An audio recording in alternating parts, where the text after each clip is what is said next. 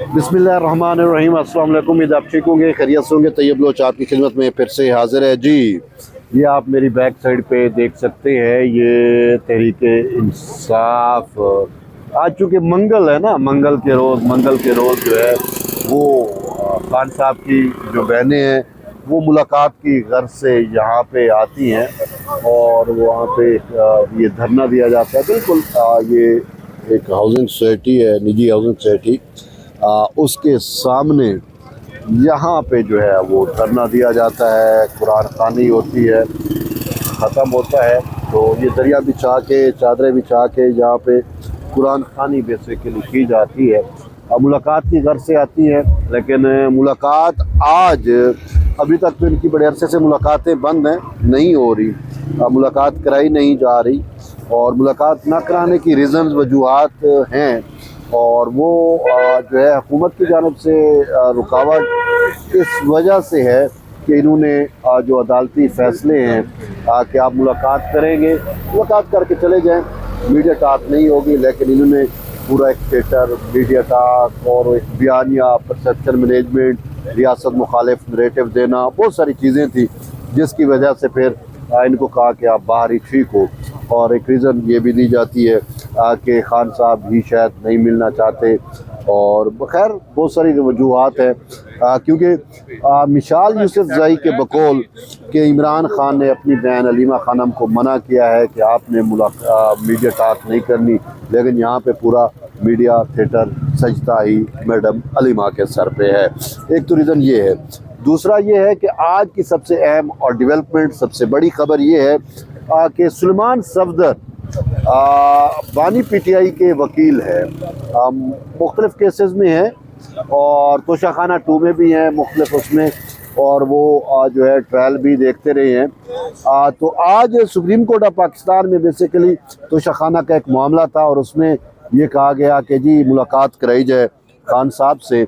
कल जवाब तलब किया था हुकूमत की जानिब से उनसे, और आज फिर जो है वो मुलाकात जो है वो चीफ जस्टिस ने हुक्म दिया है सुलेमान सफदर के हवाले से कि इनकी मुलाकात जो है वो करा दी जाए। और वो मुलाकात करने गए हैं as a friend of court, जिसे आप कहते हैं। चीफ जस्टिस ने कहा कि सुलेमान सफदर साहब आप जाएं, उनसे मुलाकात करें, उनकी सेहत दरियाफ्त करें और उनके हाल चाल वो करके फिर आप आकर हमें जो है वो रिपोर्ट दें।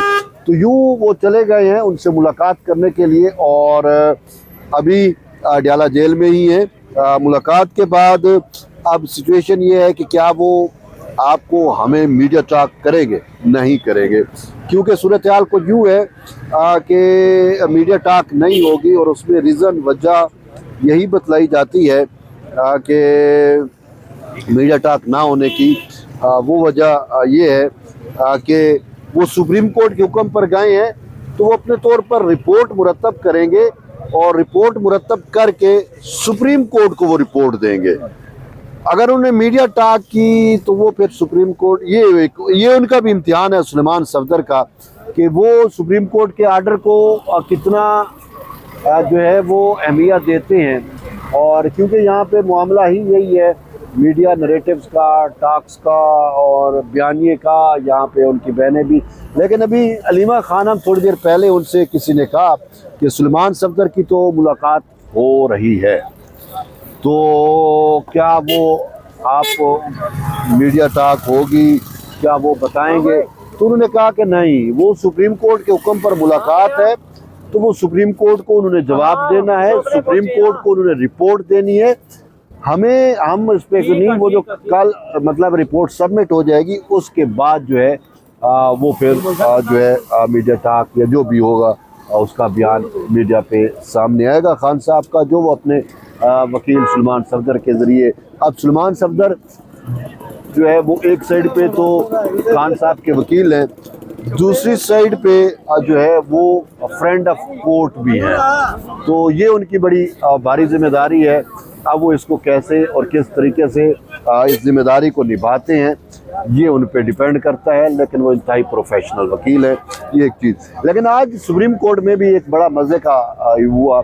कहा जाता है कि लतीफ़ खान खोसा, सरदार लतीफ़ खान खोसा, वो इस केस में वकील थे। अब सरदार लतीफ़ खोसा को इजाज़त नहीं मिली।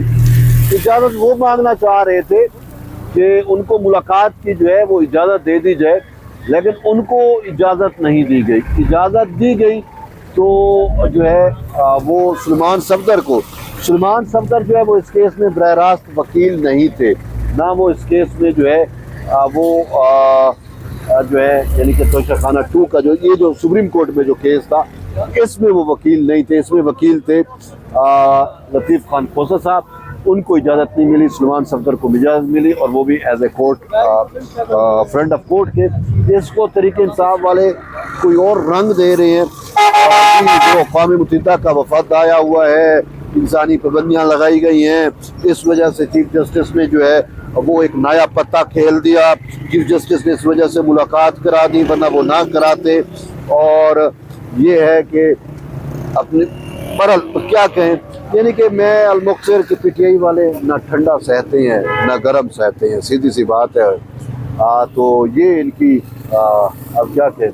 दूसरा ये है कि 8 फरवरी गुजर गया, अहम दिन था। लाहौर में तो बसंत मनाई गई, लाहौरियों ने तो खूब हला गुला किया, बसंत मनाई और उसके चर्चे हर जगह पे हैं। इंटरनेशनली बसंत का त्यौहार मनाया गया, मतलब ओवरसीज़ से लेकर और जो बैनुल अक़वामी ख़ुसूसन जो सफ़ीर थे मुख्तलिफ़ ममालिक के, उन्होंने बसंत मनाई। और सबसे बड़ी खूबी ये है कि यहाँ पे मैडम अलीमा बैठी हुई है। मैडम अलीमा के अपने बेटे ने भी बसंत मनाई। अभी थोड़ी देर पहले मुझे तरीके इंसाफ के कुछ यूथ ये मिले, वो ये कह रहे थे कि देखें जी बसंत तो खैर शरई है और ये कैसे मनाई जाती है। इतने लोग जो है वो जहाँ बहक हो गए मनाते हुए, वट एवर, बहुत सारे रीज़न होंगी। कोई छत से गिरा होगा, कोई फायरिंग से हुआ होगा, वट एवर। मैं उस पर नहीं जाना चाह रहा क्योंकि मुझे इस सवाल से अपडेट नहीं है। लेकिन मैंने कहा, उसने कहा गैर शरई है, ये क्यों मनाया, इधर लाशें पड़ी हुई थी तरलाई वाले सानिया इंसिडेंट की, तो इनको तो सोग मनाना चाहिए था। मैंने कहा ये सवाल आप मुझसे क्यों कर रहे हैं, मैंने तो जाके बरह रास्त बसंत नहीं मनाई, ना मुझे आपने गुड़ी उड़ाते देखा है। बसंत मनाई है तो अलीमा खानम के अपने बेटे ने भी तो बसंत मनाई है ना, उनकी अपनी फैमिली ने भी तो बसंत मनाई है, उनसे जाके पूछ लें। इस पे वो कैमरा बंद करके मसूफ चल दिए, मुझसे इंटरव्यू लेने के लिए आए थे और ये बात कर रहे थे। एक तो ये। दूसरा, मैडम अलीमा ने कहा था कि कैदी नंबर 804 अपनी पतंगों पे आपने लिखना है और वो फिर आपने उड़ानी है। लेकिन जब मैडम अलीमा की अपनी फैमिली बसंत मना रही थी, मैं यही देख रहा था जो उनकी तस्वीरें हैं, कहीं पे कैदी नंबर 804 का जिक्र नहीं था, कहीं पे वो मार्कर से भी नहीं, स्टिकर तो छोड़े, मार्कर से भी ना लिखा था हुआ था। तो दूसरों को मैडम अलीमा यहाँ पे कह रही थी कि बसंत हम मनाएंगे, आप सब ने मनानी है, अगर मनाना चाहें तो उस पर कैदी नंबर 804 लिखना है और इनको पता चल जाए, ये बैन लगा देंगे, ये कर देंगे। अब मैडम के अपने बेटों ने भी, अपने जो अहलो अयाल है उन्होंने भी बसंत मनाई, लेकिन भूल गए कैदी नंबर 804 को। और फिर पहिया जाम हड़ताल का था, केपी के को ज़बरदस्ती बंद कराने की कोशिश की, वो वीडियोस आपके सामने है, लेकिन वो भी नाकाम हुए। लाहौर में, पंजाब में तो बसंत मनाई गई भाई, सिंध बलोचिस्तान में तो इनका फ़र्क ही नहीं पड़ता, ठीक है, सब कुछ रूटीन में था। तो इनका पहिया जाम हड़ताल भी बढ़ गई, सीधी सी बात है। ये चले थे पहिया, बहरहाल अब मुल्क को बंद करने की कोशिश करते रहे, इन्होंने कोशिश की, अपने कैदी नंबर 804 को मजीद बंद करा के बैठे हैं, ये इनकी है। बहरहाल ये तो नाकाम हुए, इनकी कोई भी कॉल कामयाब नहीं हो रही। इन्होंने कहा चलो जी हम ये भी कर लें, अब इतवार का दिन था, उसमें मोस्टली चीज़ें वैसे ही बंद होती हैं, लेकिन इसके बावजूद लोग जिद पे थे, उन्होंने कुछ भी बंद नहीं किया।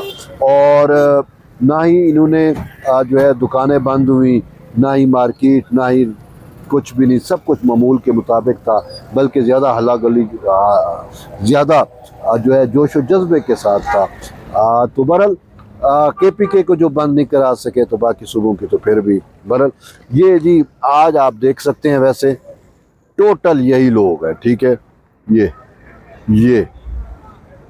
टोटल यही लोग हैं, ठीक है। तो ख़त्म हो गया इनका शो। बहरहाल अपना फीडबैक जरूर दें। मिलते हैं एक नई वीडियो में, तब तक इजाज़त दें। अल्लाह हाफ़िज़।